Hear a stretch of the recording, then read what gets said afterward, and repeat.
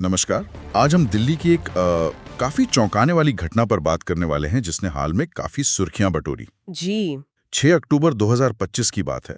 गांधी विहार इलाका, जहां मतलब काफी सारे स्टूडेंट्स रहते हैं, एग्जाम्स की तैयारी करते हैं। हाँ, बिल्कुल कोचिंग हब जैसा है। वही तो वहां एक फ्लैट से एक यूपीएससी एस्पिरेंट की जली हुई बॉडी मिली। अब पहली नजर में देखें तो ये एक भयानक हादसा ही लगा। हाँ, बिल्कुल मतलब शुरू में जो खबरें आ रही थी वो तो यही कह रही थी कि भाई शायद कोई एसी ब्लास्ट हुआ है या हो सकता है सिलेंडर वगैरह फट गया हो। हाँ, अक्सर ऐसा ही लगता है ये पहले तक। बिल्कुल पहली धारणा तो यही बनती है ऐसी सिचुएशन में। लेकिन फिर जब पुलिस ने घटनास्थल की बारीकी से जांच शुरू की तो कहानी बिल्कुल पलट गई। एक बहुत ही सनसनीखेज मोड़ आ गया। सही बात है, मतलब जो चीज एक दर्दनाक हादसा लग रही थी वो असल में एक सोची समझी बिल्कुल ठंडे दिमाग से की गई हत्या निकली। जी हाँ, और जैसे बड़ी चालाकी से एक एक्सीडेंट, एक दुर्घटना का रूप देने की कोशिश हुई थी। हम्म। अब इस पूरी कहानी के जो सेंटर में हैं वो 4 लोग हैं। हम्म। एक तो मृतक रामकेश मीना, 32 साल के थे, यूपीएससी की तैयारी कर रहे थे। ठीक है। उनकी live in partner Amrita Chauhan, 21 साल की। ठीक है। फिर अमृता का एक्स बॉयफ्रेंड सुमित कश्यप, 27 साल का। ओके। और सुमित का एक दोस्त संदीप कुमार, 29 साल का। अच्छा, तो ये 4 लोग। ये चारों किरदार इस पूरी उलझी हुई कहानी का ताना बाना बुनते हैं। बिल्कुल। तो आज हम यही करेंगे, जो भी न्यूज़ सोर्सेज अवेलेबल हैं उनके बेसिस पर इस पूरे मामले के एक तरह से पर्दे खोलेंगे। हाँ, गहराई से देखेंगे। हाँ, समझने की कोशिश करेंगे कि भाई हुआ क्या था, घटनाओं का सीक्वेंस क्या था, इसके पीछे का मकसद क्या हो सकता है और पुलिस ने कैसे ये पूरी गुत्थी सुलझाई। ठीक है, तो चलिए शुरू करते हैं उस दिन से, 6 अक्टूबर 2025, जब ये सब सामने आया। तिमारपुर पुलिस स्टेशन में कॉल आती है। हम्म। खबर मिलती है कि गांधी विहार में एक बिल्डिंग है, उसकी 4थी मंजिल के एक फ्लैट में आग लग गई है। राइट। तो जैसे ही इन्फॉर्मेशन मिली, दमकल की गाड़ियां, पुलिस टीम सब फौरन मौके पर पहुंचे। आग तो काफी फैली हुई थी, तो फायर ब्रिगेड वालों ने काफी मशक्कत के बाद आग बुझाई। लेकिन जब वो फ्लैट के अंदर गए तो मंजर बहुत ही भयानक था। ओह, अंदर एक आदमी की बॉडी मिली जो बुरी तरह जली हुई थी। बाद में पहचान हुई कि ये रामकेश मीणा ही हैं। जैसा आपने कहा, अभी शुरू में तो पुलिस ने भी इसे एक हादसा ही समझा, मतलब लापरवाही से मौत हो गई होगी या कोई एक्सीडेंट होगा। हाँ बिल्कुल, जो हालात दिख रहे थे, मतलब जली हुई बॉडी, आग, पहली नजर में तो यही लगा कि शायद कोई शॉर्ट सर्किट हुआ होगा या सिलेंडर लीक हुआ होगा। हाँ, तो उसी डायरेक्शन में इन्वेस्टिगेशन शुरू भी हुई। लेकिन फिर कुछ गड़बड़ लगी उनको। हाँ, मतलब घटनास्थल का जब मुआयना कर रहे थे तो पुलिस को कुछ ऐसी चीजें मिली जिनसे उनके मन में शक पैदा हुआ। अब सोर्सेज ये क्लियर नहीं बताते कि वो शुरुआती सुराग क्या थे। अच्छा। शायद जली हुई चीजों की पोजीशन हो, या कोई स्मेल हो जो नॉर्मल आग से अलग हो, या शायद बॉडी की कंडीशन। पर कुछ तो था जिसने ऑफिसर्स को सोचने पर मजबूर किया। कुछ खटका उनको। बिल्कुल। और इसी शक के बेस पर फिर पुलिस ने जांच का दायरा बढ़ाया। आसपास जो सीसीटीवी कैमरे लगे थे उनकी फुटेज खंगालने का फैसला किया। और ये आजकल बहुत कॉमन है और बहुत जरूरी भी। खासकर शहरों में तो सीसीटीवी फुटेज ऐसे केसेस में अक्सर गेम चेंजर साबित होती है। बिल्कुल, और इस मामले में भी यही हुआ। वो जो सीसीटीवी फुटेज थी ना, हाँ। उसने इन्वेस्टिगेशन को एक, आप कह सकते हैं, बिल्कुल नई और डिसाइसिव दिशा दे दी। फुटेज को जब ध्यान से देखा गया तो कुछ बहुत ही अहम और चौंकाने वाली बातें सामने आई। क्या दिखा फुटेज में? फुटेज में साफ देखा कि 6 अक्टूबर को, मतलब जिस दिन ये घटना हुई, हाँ। 2 नकाबपोश आदमी, हाँ, नकाब पहने हुए दोनों आदमी थे। वो उस बिल्डिंग में घुसते हैं जिसमें रामकेश का फ्लैट था। अच्छा, फिर उनके अंदर जाने के करीब 39 मिनट्स बाद फुटेज में उन दोनों में से एक आदमी बिल्डिंग से बाहर निकलता दिखता है। ओके, एक बाहर आ गया। हाँ, पर कहानी यहीं खत्म नहीं हुई। देर रात, मतलब करीब 2:45 बजे, 2:57 AM, फुटेज में एक औरत और एक दूसरा आदमी उसी बिल्डिंग से बाहर निकलते हुए रिकॉर्ड हुए। बाद में पता चला कि ये औरत अमृता चौहान थी, रामकेश की लिव इन पार्टनर। अरे, और सबसे ज्यादा शक पैदा करने वाली बात ये थी कि जैसे ही अमृता और वो दूसरा आदमी बिल्डिंग से बाहर निकले, उसके कुछ ही पलों के अंदर उस फ्लैट में एक जोरदार धमाका हुआ और आग की लपटें उठने लगी। ओह माय गॉड, मतलब उनके निकलते ही धमाका और आग। एग्जैक्टली। ये पूरा सीक्वेंस, नकाब पोशों का आना जाना, फिर पार्टनर का निकलना और फौरन बाद ब्लास्ट, ये किसी नॉर्मल एक्सीडेंट के पैटर्न से बिल्कुल मैच नहीं कर रहा था। हाँ, ये तो बहुत ही संदिग्ध है। टाइमिंग बहुत अजीब है। बिल्कुल। टाइमिंग बहुत सस्पिशियस थी। पुलिस का शक तो अब पक्का हो जाया होगा। हाँ, अब शक गहराता जा रहा था। उन्होंने फौरन अमृता चौहान का बैकग्राउंड चेक किया, उसकी मोबाइल लोकेशन ट्रैक करनी शुरू की और पता चला कि घटना वाली रात अमृता की लोकेशन घटना स्थल के बिल्कुल पास थी, जो फुटेज वाली बात से मैच हो गई। मतलब वो वहीं थी उस वक्त। जी, और इसके बाद जब पुलिस ने अमृता से कांटेक्ट करने की कोशिश की तो पता चला कि उसका मोबाइल फोन स्विच ऑफ आ रहा है। अच्छा, गायब। हाँ, अब देखिए, एक आदमी की मौत हुई है, उसकी लिव इन पार्टनर घटना के फौरन बाद वहीं पास में थी और फिर उसका फोन बंद है, वो मिल नहीं रही। ये सारे फैक्ट्स मिलकर किसी बड़ी साजिश की तरफ ये इशारा कर रहे थे। पुलिस के लिए ये सीरियस रेड फ्लैग्स थे। बिल्कुल।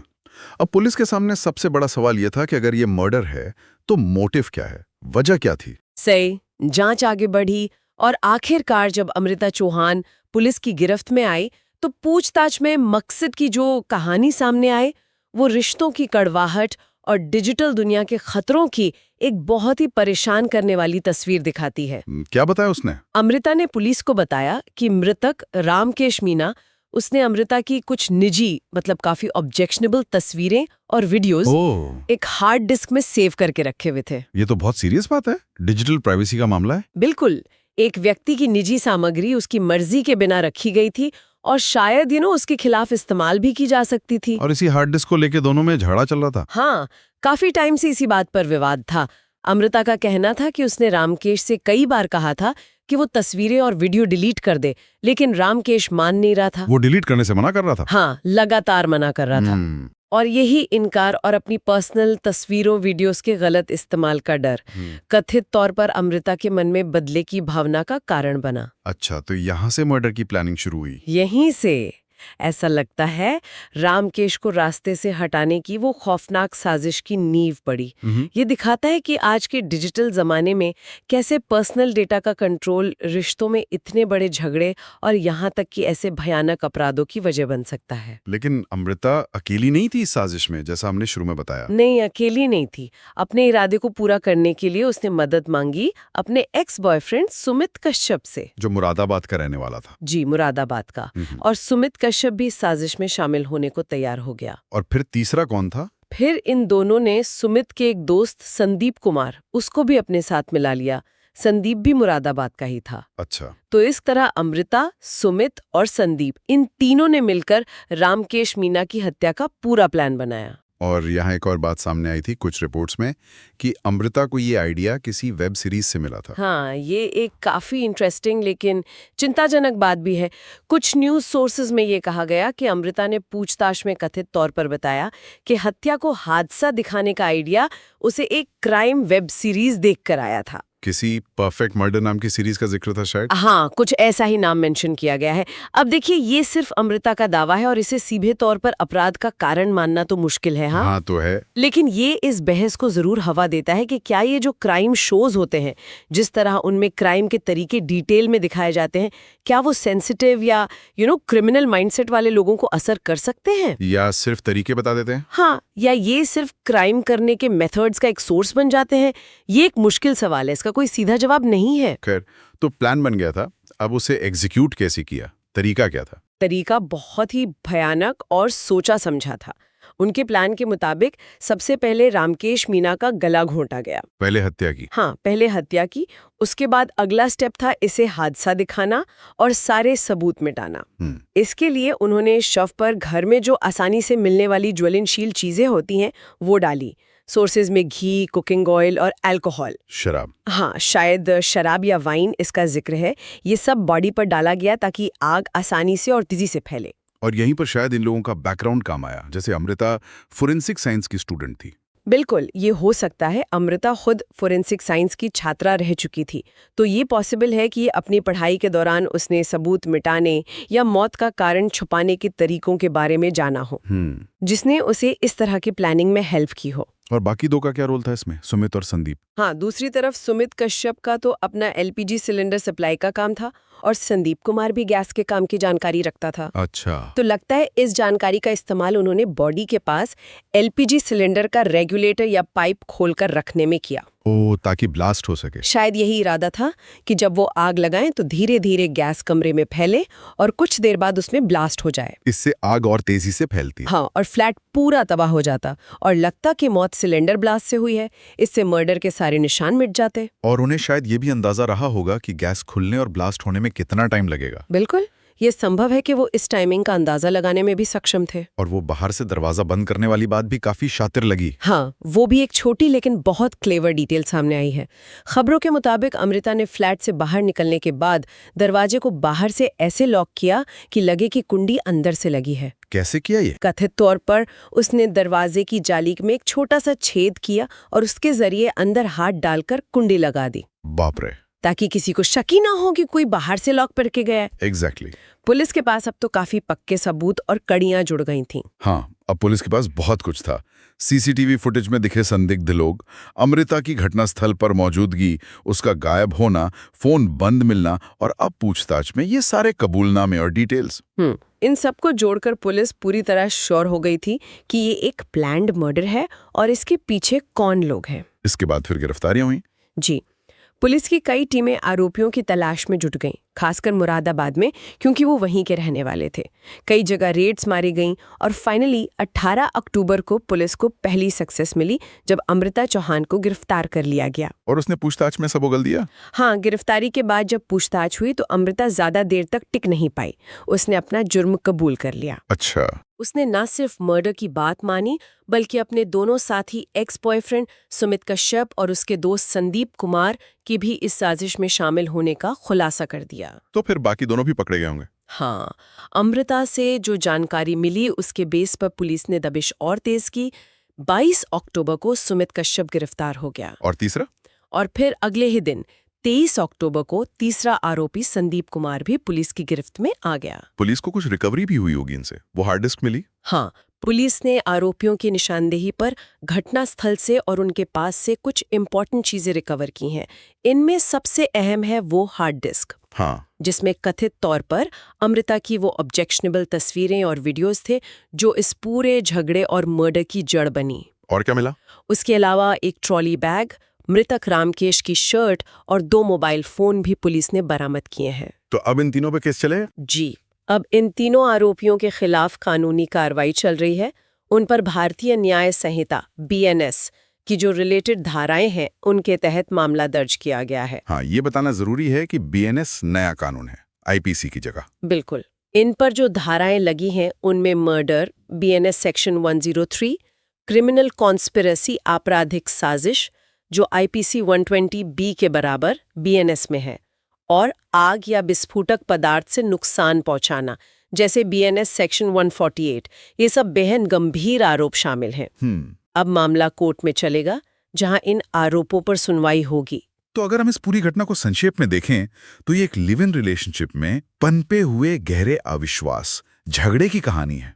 हाँ, और ये दिखाती है कि कैसे डिजिटल प्राइवेसी का मुद्दा, मतलब पर्सनल तस्वीरें, वीडियोस का गलत इस्तेमाल या उसका डर, रिश्तों में जहर घोल सकता है और इसके कितने भयानक नतीजे हो सकते हैं। हाँ, बिल्कुल। और जिस तरह से इस हत्या को अंजाम दिया गया और फिर छुपाने की कोशिश की गई, वो भी सोचने वाली बात है। हाँ, वो तरीका। रोजमर्रा की चीजें, घी, तेल, शराब, रसोई गैस सिलेंडर इस्तेमाल करके एक इतने ब्रूटल मर्डर को एक्सीडेंट दिखाने की कोशिश की गई।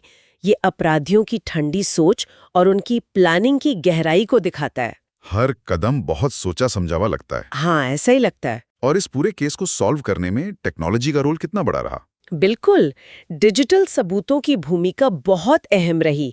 अगर वो सीसीटीवी फुटेज न होती या मोबाइल लोकेशन ट्रेस न हो पाती तो शायद बहुत मुश्किल होता। हाँ, तो शायद इस साजिश का पर्दाफाश करना पुलिस के लिए कहीं ज्यादा मुश्किल होता। ये सबूत पुलिस को सीधे आरोपियों तक ले गए। अंधेरे में तीर नहीं चलाना पड़ा। सही कहा। ये मॉडर्न क्राइम इन्वेस्टिगेशन का एक सटीक उदाहरण है।